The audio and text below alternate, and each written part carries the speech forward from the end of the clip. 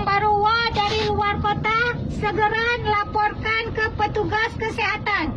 Bisa melalui bidan desa ataupun Pak Geci yang ada di desa masing-masing. Perbanyak minum ataupun konsumsi bahan makanan yang mengandung kurkumin. Tata bahan makanan yang mengandung kurkumin, yang kontak serai, yang kedua jahe, yang kelih kunyit.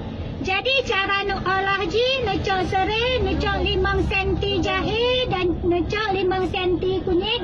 Nerebus secara bersamaan dan bisa nejib ke igrah ranu.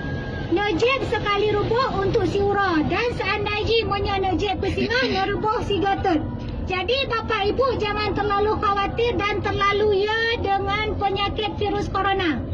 Karena penyakitnya bisa dicegah dengan beberapa hal. Yang pertama sekali, seseringlah mencuci tangan dengan sabun di bawah air yang mengalir sebelum dan sudah melakukan aktivitas fisik.